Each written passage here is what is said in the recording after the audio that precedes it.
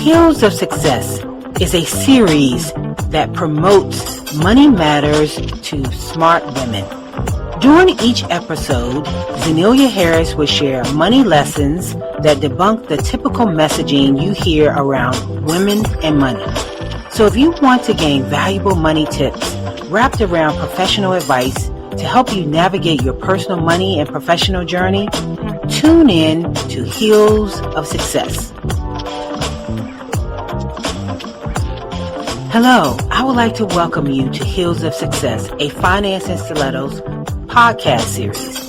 I'm Zenelia Harris, author of the book Finance and Stilettos, Money Matters for the Well-Heeled Woman, certified financial planner, former member of the CNBC Financial Advisor Council, and president of Harris & Harris Wealth Management Group, a firm focused on the financial success of professional women who are going through various life transitions such as job change, marriage, widowhood, or retirement.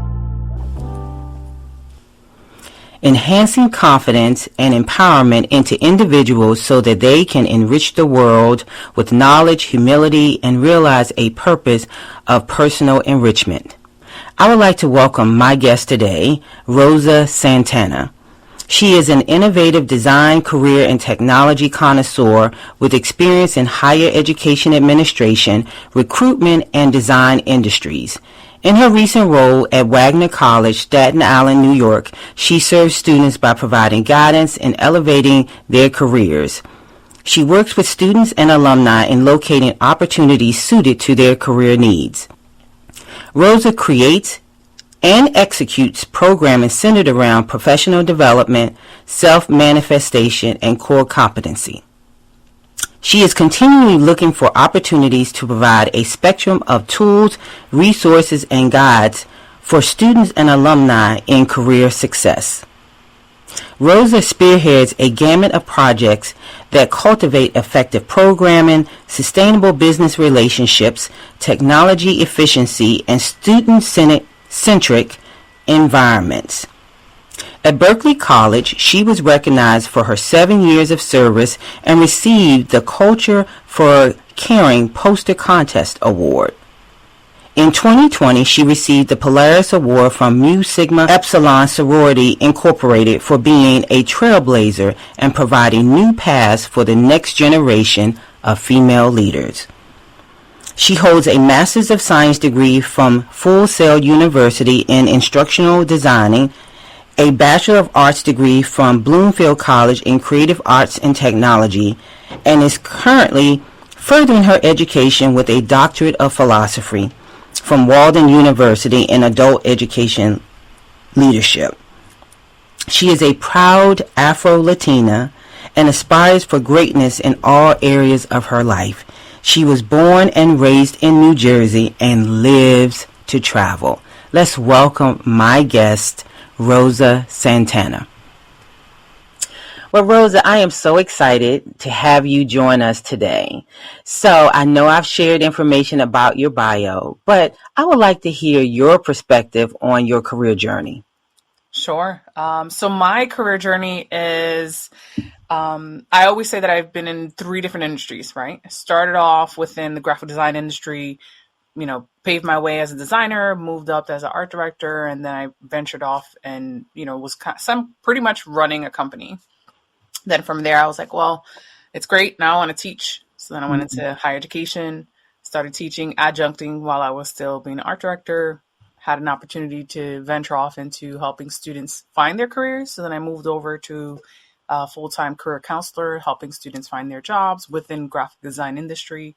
And then it just kind of propelled from there, stayed within higher education for such a long time.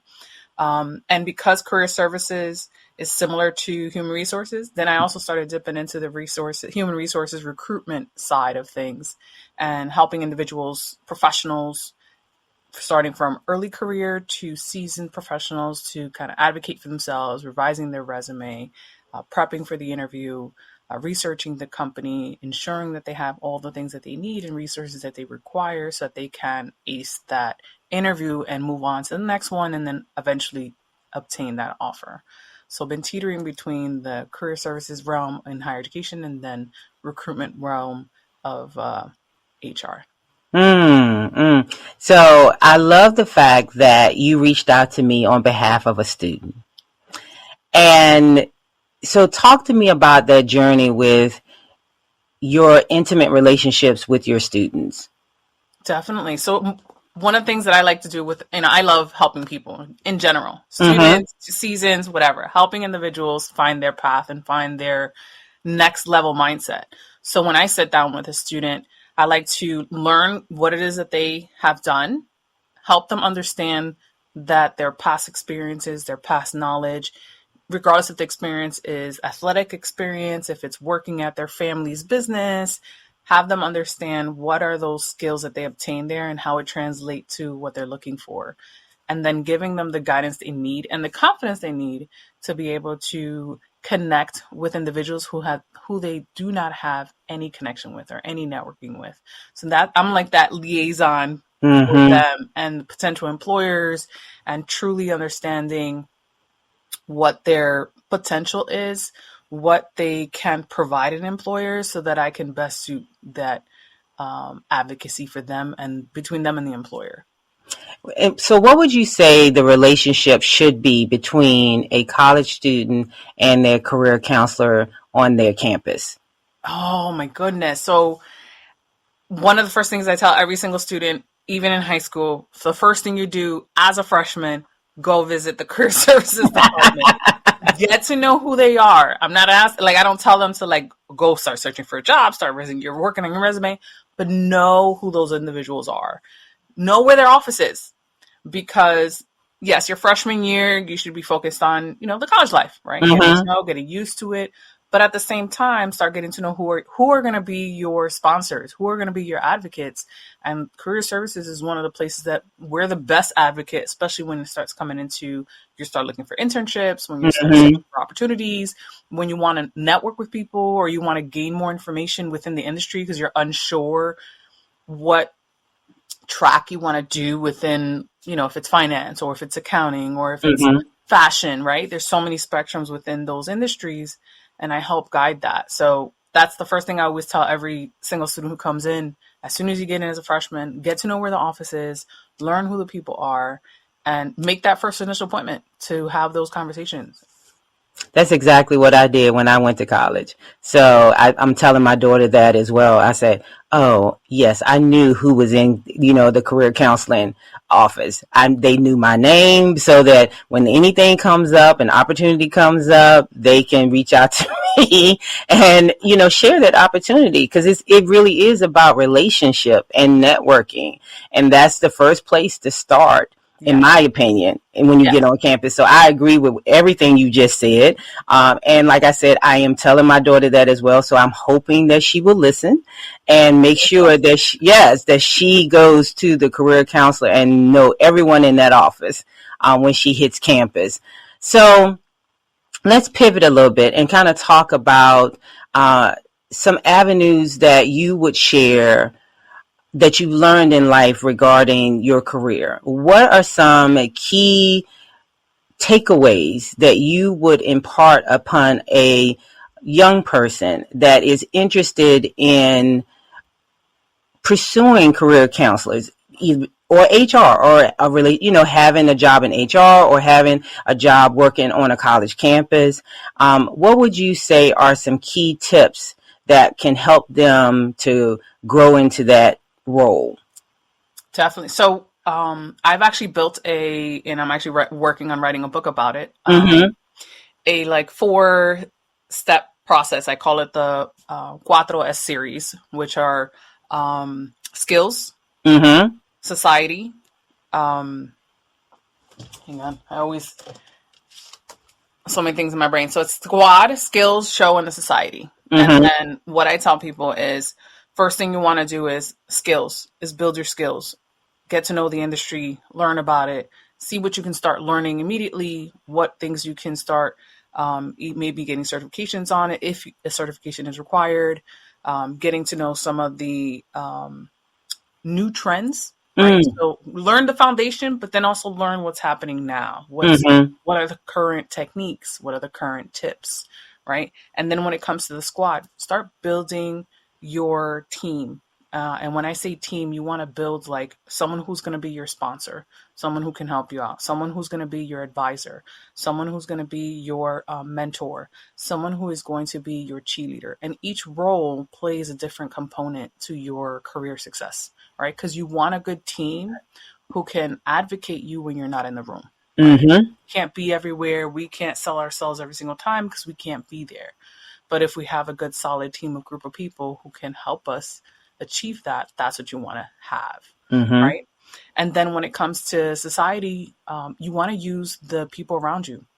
A lot of people forget, especially the young, they're not so used to it. I think our more seasoned individuals are a little more used to it because they're formalized with that. Is Mm-hmm. who you know and who you don't know, right? To kind of get you in the right door, get you the opportunity, or kind of move you in the right path. Use the society around you. You go beyond those who work within the industry and also Mm-hmm. look outside of the industry, right? So looking at if you volunteer somewhere, those people that you connected with at that volunteer center or wherever you were volunteering might know someone who works in the industry you're trying to get into. And now they've seen the way you work, they see how you function, they can be your voice to that individual. Mm-hmm. So definitely using your networks, using the organizations, using the people around you.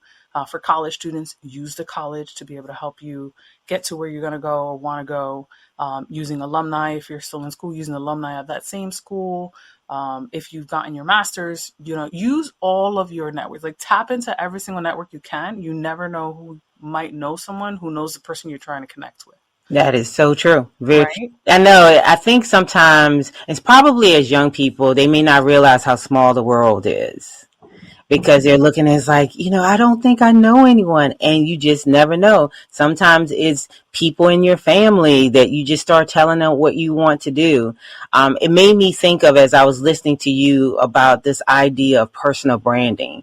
A lot of times when we think of branding, we tend to think of it with an organization, a company, but we also have to do that personal branding so that people know what we do, how we do it, why we do it. Mm-hmm. And then we can share that with as many people as possible. So then they can share it with, this would be the right person that you should bring on board that can help your organization. So I agree. I'm loving what you're sharing and the insights that you're imparting upon the students that you encounter.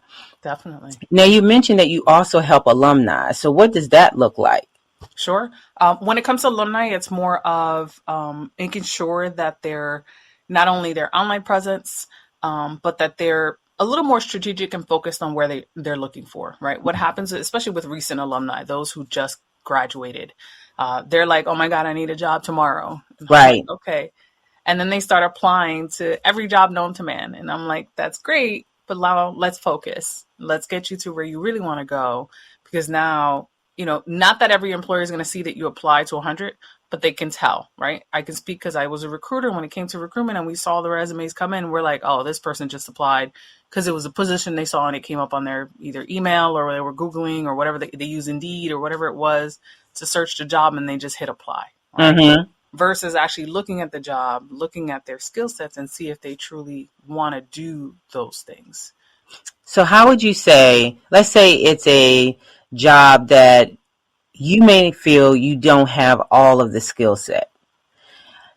How do you guide students in positioning themselves to obtain, it could be a dream job, it could be a stretch job, Mm-hmm.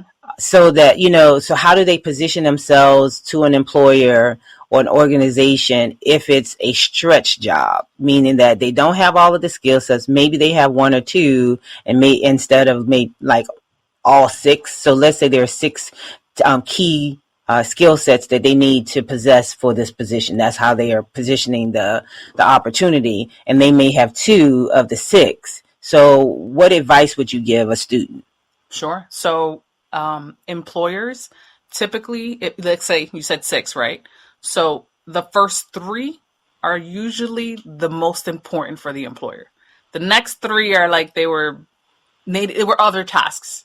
So if you can hit those first one, two, or three and really pump up your resume and focusing on those skills and showing it throughout your resume, both in your skill sets, both in the employer experience section, and then if you have the section within your education, especially if like maybe you're recent and it's just a step above, then you want to showcase how, right, projects that you've done, any assignments that relate to that particular, those tasks that they're looking for. Showcase it as much as possible. And then, of course, maybe showcasing it in a way like if you were an athlete, right? One of the things, great example, someone who's maybe trying to get into finance and they want to do data analytics, right? There's different levels. And you were saying maybe they were going like a step above than the entry level.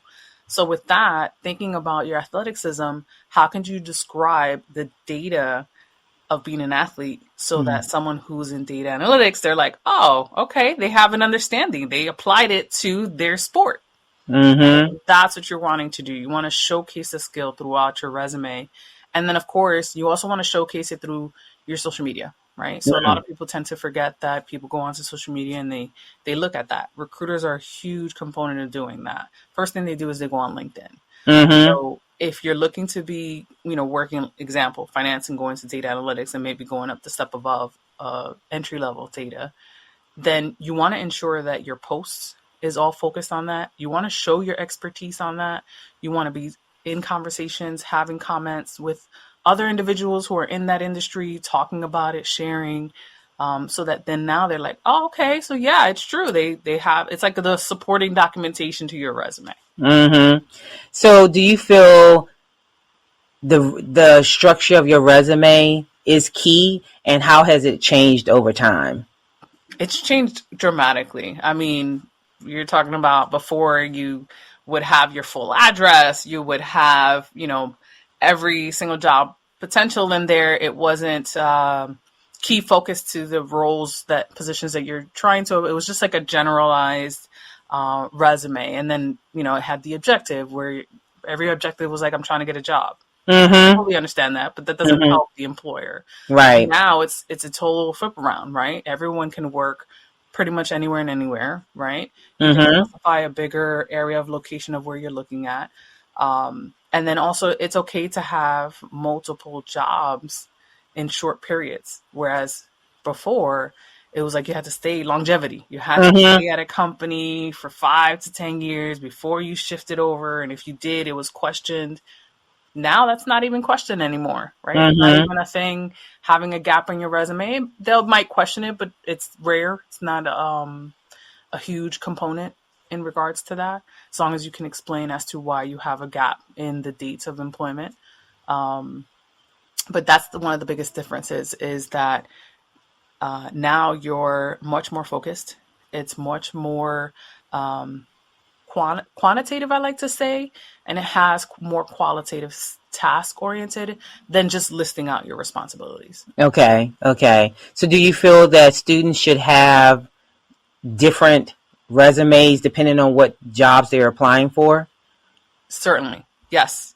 You can have a general. I know it's listen, this is what I say. Finding a job, or let me rephrase that. Finding a career is a job. Right.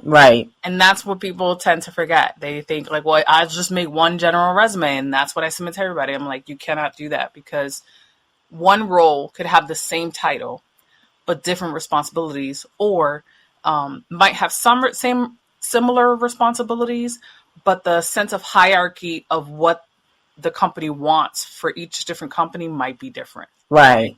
Company A may want B, C, D, whereas company D wants, Z, Y, X. Right. Their priorities are a little different because what they're wanting that individual to do in that role.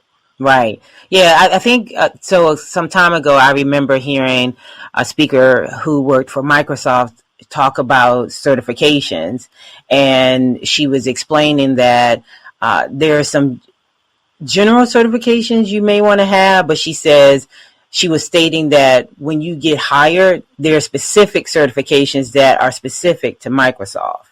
And so just to remember that that's why you need to do research on the companies that you're trying to get into, to figure out, what are the unique identifying attributes of that company that you either can enhance or that you need to just learn about before you apply, so you can talk to it when you're doing the interview, so they can see that you did the research.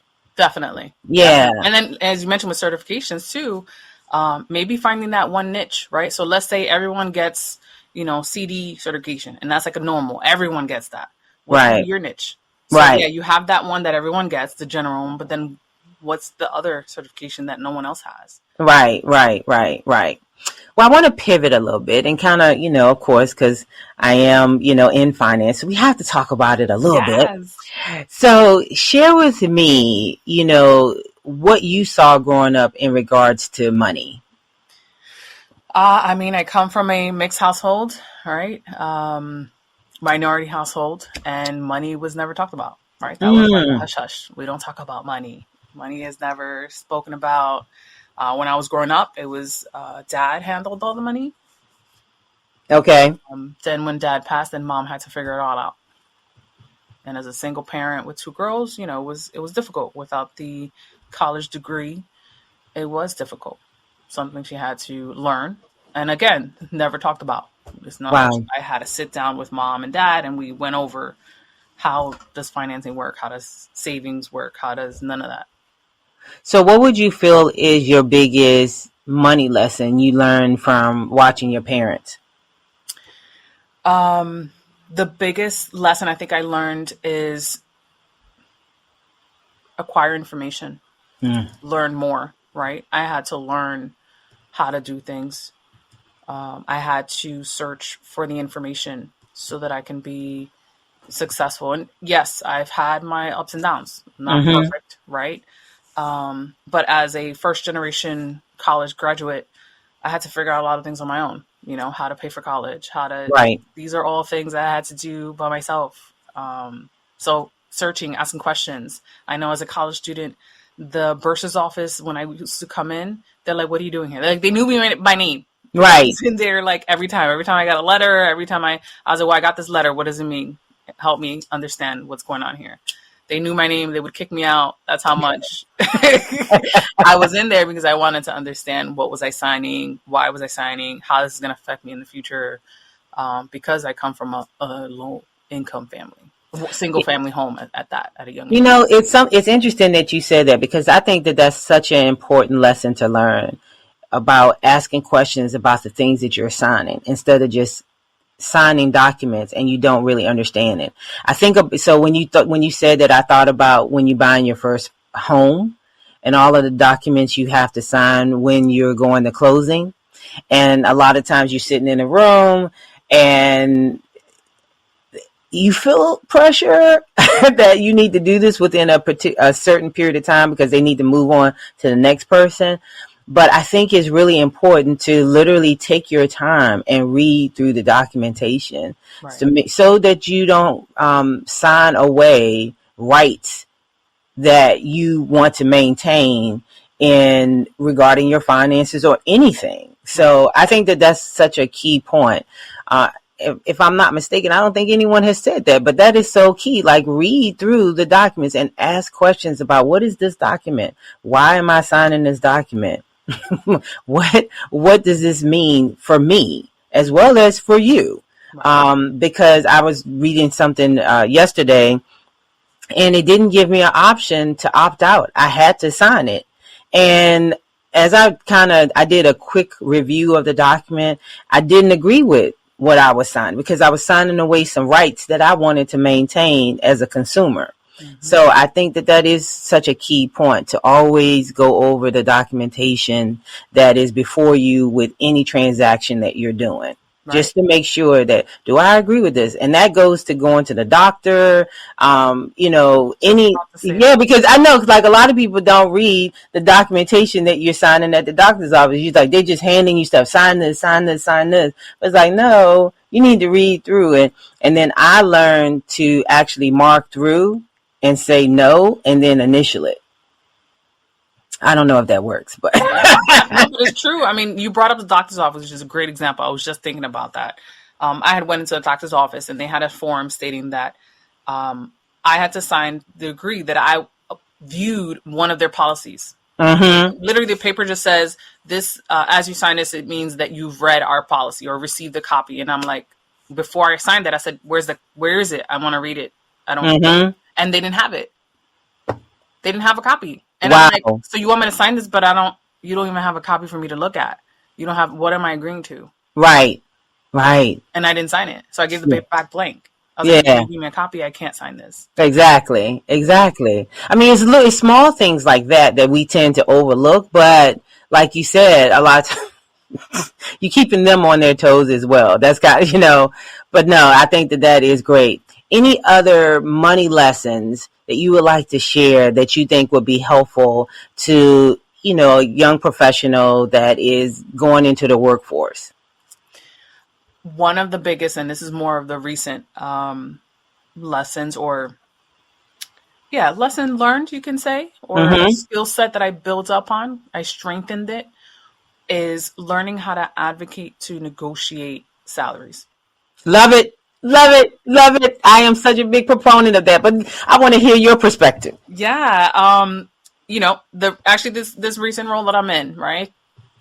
Negotiating a salary is something, again, it's not taught. It was something that someone taught me. Yes, I read about it, but reading about it and actually implementing the skill and the technique to do that negotiation, especially when it comes to yourself right now, because you have to reflect back at your skills. You have to look at what you offer, so you can say, these are things I offer. This is what I will want. This is my value. Like, giving a number to your value, to your self-value, is hard. Yes. It's a difficult thing to do.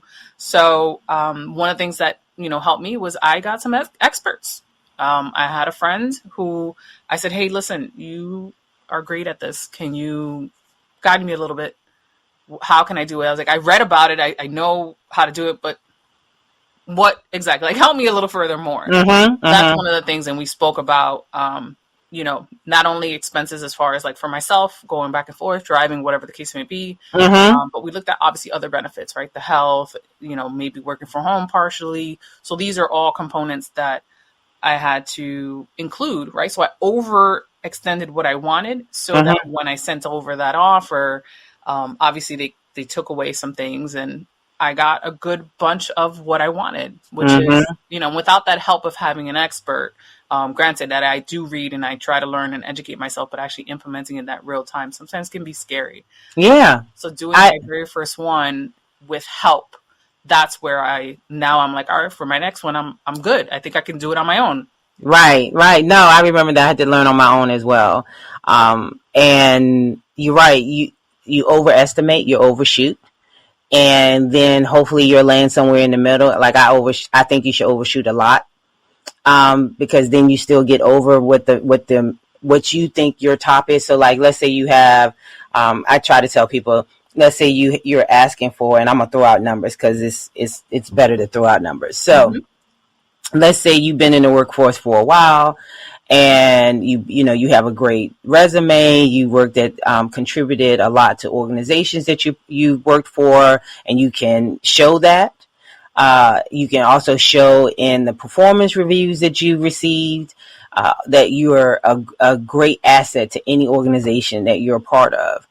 And so I like to do percentages and say, okay, let's say, you did your research, because we're going back to something you said earlier, doing your research.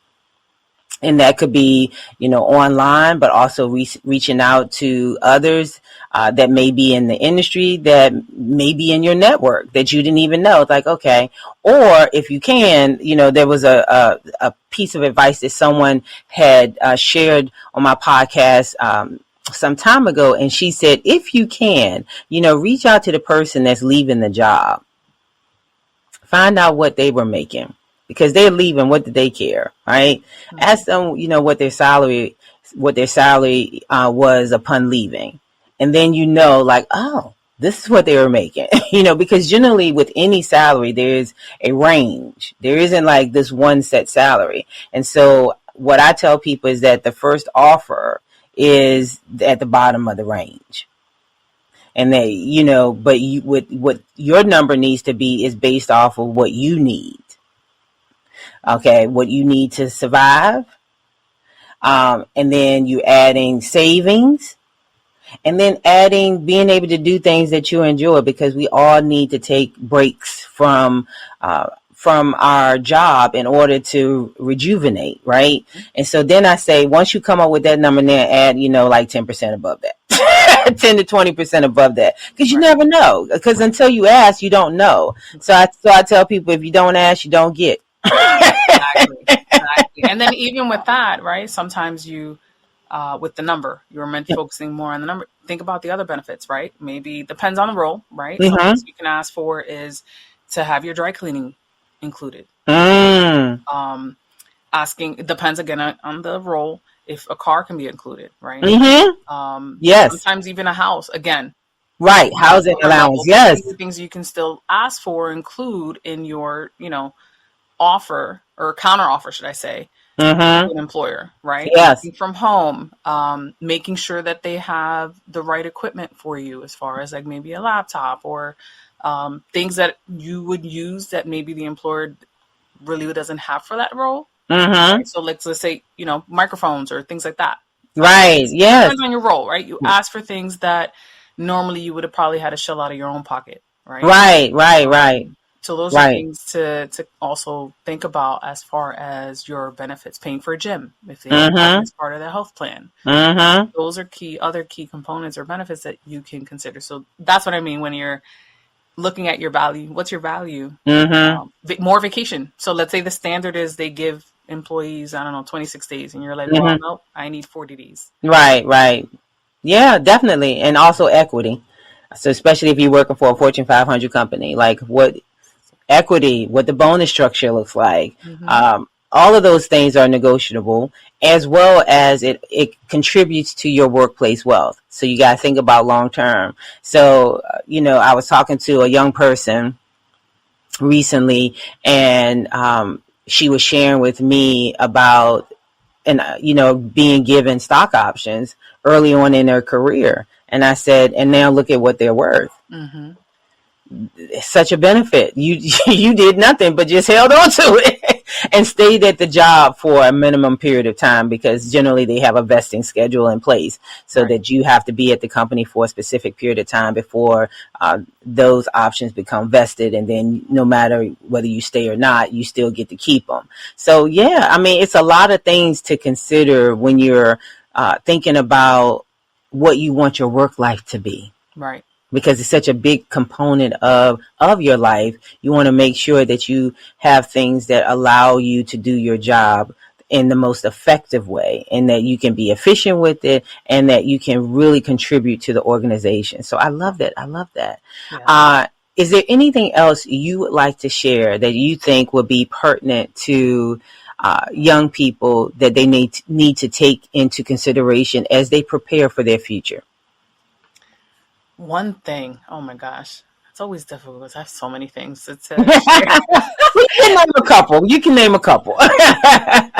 I guess the first thing is networking and the circles around you.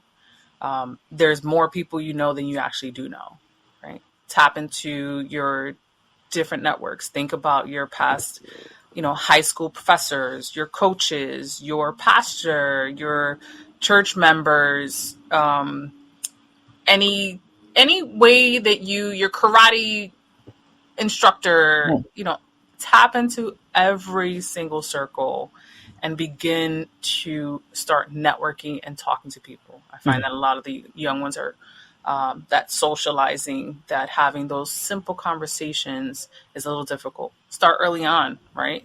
Where people are much more open to the younger youth, especially before college. Mm-hmm. Because they're like, oh, that's awesome. This, high schooler is asking me all these questions. Ask away. People love talking about themselves.